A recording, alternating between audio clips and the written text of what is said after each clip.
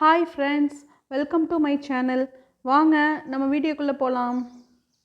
தம்ப்நெயிலில் பார்த்த மாதிரி தைச்சதுக்கப்புறம் ப்ளவுஸில் வர்ற ஷோல்டர் லூஸை எப்படி சரி செய்யலான்னு வாங்க பார்க்கலாம்.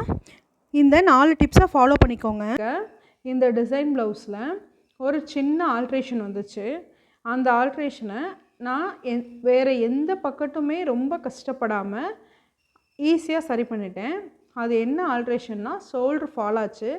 அதாவது ஷோல்டர் லூஸாக இறங்கி மேலே ஏறாமல் ஷோல்டர் ஃபாலிங் நல்லாவே தெரிஞ்சிச்சு.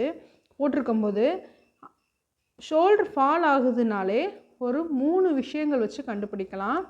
ஃபஸ்ட்டு விஷயம், ரொம்ப எல்லாருக்கும் ஷோல்டர் ஃபால் ஆகுதா, அப்போ இதான்ப்பா அப்படின்னு சொல்லிடுவாங்க. என்னன்னு பார்க்காமலே இந்த விஷயந்தான்ட்டு அட்ஜஸ்ட்மெண்ட் பண்ணிடுவாங்க. அது என்னென்னா, ஃபஸ்ட்டு நம்ம இந்த இடத்துல அகலம் அதிகமாக வச்சுருப்போம். அதுதான் ஃபஸ்ட்டு எல்லாருக்கும் தெரிகிற விஷயம். நம்ம ஷோல்டர் அதிகமாக வச்சுருப்போம், இல்லை நெக்கு வித்து அதிகமாக வச்சுருப்போம். அப்படி தான் ஃபஸ்ட்டு யோசிப்போம். இருக்கும், அதுவும் ஒரு காரணம், நமக்கு தெரிகிற ஒரு காரணம். அதையும் சரி பண்ணிட்டோம். ஆனால் இன்னமும் ஷோல்டர் ஃபால் ஆகுதுன்னா அடுத்து நம்ம பார்க்க வேண்டிய விஷயம் ஆம்கோல் டைட்டாக இருந்துச்சுன்னா நமக்கு இங்கே ஷோல்டர் மேலே ஏறி உட்காராது. அப்போ நமக்கு கண்டிப்பாக இங்கே நமக்கு பிடிக்கிறதும் தெரியாது. ஏன்னா ஆம்கோல் உள்ளே ஏறாமல் ஒரு இடத்துல நின்னாலும் நமக்கு கம்ஃபர்டபுளாக தான் இருக்கும். அதாவது கீழே உள்ளே போய் பிடிக்காமல் கீழே இறங்கி நிற்கும். அந்த கை போட்டிருக்கதை பார்த்தாலே தெரியும் நமக்கு.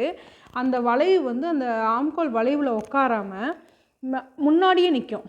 இந்த வளைவு போய் அந்த கை எண்டிங்கில் போய் உட்காராமல் கொஞ்சம் முன்னாடியே இப்படி நிற்கும். அப்படி போட்டு பழகுனவங்களுக்கு அது தெரியாது. ஆனால் கண்டிப்பாக அந்த ஷோல்டர் ஃபால் ஆகும். அதுக்கு என்ன பண்ணுவாங்க, 2 இன்ச்சு அந்த மாதிரி பக்கத்தில் வச்சுருவாங்க கழுத்தை. இந்த இடத்த அகலப்படுத்திக்கிட்டே போவாங்க. அப்போ பார்க்கும்போது அந்த ப்ளவுஸ் ஒரு அழகாகவே தெரியாது. இன்னொரு விஷயம் எதில் கண்டுபிடிக்கலான்னா, இது மேக்ஸிமம் யாருமே டக்குன்னு புரியாத ஒரு விஷயம். பார்க்கும்போது என்னடா நல்லா அழகாக தான் இருக்குது போட்டிருக்க போது, என்ன பிரச்சனையாக இருக்கும் அப்படின்னு டவுட் வரும். அதுதான் இந்த ஸ்லீவ் ரவுண்டு. இந்த இடம் டைட்டாக இருந்துச்சுன்னா பார்க்குறதுக்கு நல்ல சுருக்கம் இல்லாமல் ஃபிட்டிங்காக தெரியும் கை போட்டிருக்கும்போது. ஆனால் கை உள்ளே ஏறாத விஷயமும் கண்டுபிடிக்க முடியாது, அந்தளவுக்கு தான் இருக்கும். இப்போ இங்கே ஆம்கோல் பிடிச்சா கூட ஒரு சுருக்கம் வரும், அதை வச்சு கண்டுபிடிச்சிடலாம். ஆனால் இங்கே நுழைவு இடத்துல டைட்டாக இருந்துச்சுன்னா, உள்ளே ஏறாமல் இருந்துச்சுன்னா வித்தியாசமே கண்டுபிடிக்க முடியாது எதனால் ஷோல்டர் ஃபால் ஆகுதுன்னு. அப்போ இதில் ஃபஸ்ட்டு நீங்கள் பண்ணக்கூடிய அட்ஜஸ்ட்மெண்ட் ட்ரை பண்ண வேண்டியது, கையில் ஒரு தையலை பிரித்து பாருங்கள். பிரித்து பார்த்துட்டு உள்ளே போகுது ஆனால் இந்த இடத்துல பிடிக்கிற மாதிரி தெரியுதுன்னா நெக்ஸ்ட் இந்த இடத்துக்கு வாங்க, இதை அட்ஜஸ்ட்மெண்ட் பண்ணுங்கள். இதை எப்படி ஆம்கோல் நம்ம நீட்டாக எப்படி அட்ஜஸ்ட்மெண்ட் பண்ணுறது, அதாவது கூட ஆயிடுச்சுன்னா குறைக்கிறது கொஞ்சம் கஷ்டம். அதாவது டெப்த்து, அந்த நெக்கோட டெப்த்து அதிகமாக இருந்துச்சுன்னா இந்த இடத்துல கண்டிப்பாக நம்ம ஒரு 1/4 இன்ச்சு பிடிச்சி தைச்சிக்கலாம். நமக்கு டைட்னஸ் கொடுக்காது உடம்புல. ஆனால் இது ஒரு மீடியமான லென்த் உள்ள நெக்கு. இதுக்கு நம்ம அவ்வளோவா டிஃப்ரென்ஸ் பண்ண முடியாது. இந்த இடத்துல எக்ஸ்ட்ரா பிடிச்சோம்னா உடம்புல டைட் கொடுத்துரும். அப்போ நம்ம என்ன பண்ணணும், இந்த கை ஃபுல்லாக பிரிச்சுட்டு நம்ம அட்ஜஸ்ட்மெண்ட் பண்ணி எக்ஸ்டெண்ட் பண்ணணும். ஆம்கோல் குடையணும், கொஞ்சம் எக்ஸ்ட்ரா குடஞ்சி லூஸ் கொடுத்து தைக்கணும். அது கொஞ்சம் வேலை இழுக்கக்கூடிய ஒரு வேலை இருந்தாலும் அது பண்ணணும்னா பண்ணி தான் ஆகணும். அப்புறம் இது எல்லாருக்கும் தெரியக்கூடிய ஒரு விஷயம். நம்ம நெக்கோட வித்து அதிகமாக வச்சுருவோம், இல்லை ஷோல்டரோட வித்து எல்லாமே நம்ம அதிகமாக வச்சுருவோம். அதை எப்படி பிடிக்கலான்னா, இந்த ஷோல்டரில் இந்த இடத்துல இப்போ நான் பைப்பிங் பண்ணியிருக்கிறதுனால பிடிச்சா தெரியும். ஆனால் என்ன பண்ணுறது, பண்ணி தான் ஆகணும். இல்லை உங்களுக்கு நான் நீட்னஸ்ஸாக கொடுக்கணும், எனக்கு ப்ளவுஸ் பார்க்குறதுக்கு நீட்டாக இருக்கணும் அப்படின்னா ஒன்றுமே பண்ண முடியாது. நம்ம இந்த இடத்த ஃபுல்லாக பிரிக்கணும். பிரிச்சுட்டு இங்கேருந்து இது வரைக்கும் பிரித்தா போதும். பிரிச்சுட்டு இங்கே ஒரு 1/4 இன்ச்சு பிடிச்சிட்டு அதே மாதிரி இந்த பைப்பிங்கையும் ஒரு 1/4 இன்ச்சு பிடிக்கணும். பிடிச்சிட்டு அப்புறம் ஜாயின் பண்ணி நம்ம கொடுக்கணும். ஆனால் வேலை இழுக்கும், பார்க்குறதுக்கு இதே மாதிரி பர்ஃபெக்ஷனில் வந்துடும். இல்லை எனக்கு டக்குன்னு எனக்கு ஆல்ட்ரேஷன் பண்ணி முடித்து கொடுக்கணும், கஸ்டமர்கிட்ட எனக்கு அர்ஜென்ட் பண்ணுறாங்க அப்படின்னா இந்த இடத்த ஒரு 1/4 இன்ச்சு பிடிக்கணும். பிடிச்சி தையல் போடணும். தையல் எப்படி இருக்கணும்னா உள்பக்கம் நம்ம ஷோல்ட்ரு போட்டிருக்கோம் பாருங்கள், இந்த கை கிட்ட முடியுது பாருங்கள் இந்த ஷோல்டரோட ஜாயிண்ட் தையல், அந்த இடத்துல போய் கரெக்டாக ஜாயின் ஆகணும். இங்கே ஒரு 1/4 இன்ச்சு பிடிக்கிறோம்னா அந்த தையல் இப்படியே வந்து ஸ்ட்ரெயிட் கிராஸ் எடுக்கணும். இந்த இடத்துல வளைஞ்சு நெளிஞ்சு இருக்கக்கூடாது. தையல் ஸ்ட்ரெயிட் கிராஸ் எடுத்து இந்த ஷோல்டரில் போய் முடியணும். முடிஞ்சிச்சுன்னா தான் இந்த இடத்துல பார்க்குறதுக்கு ஓரளவுக்கு இந்த அளவு இப்போ பார்க்குற அளவுக்கு ஃபினிஷிங் இல்லைனாலும் போடலாம், போட்டால் ஒன்றும் தெரியாது. ஆனால் நம்ம கொஞ்சம் கோணமானலாம் போயிட்டோம்னா இந்த இடத்துல சுருக்கம் வந்துடும்.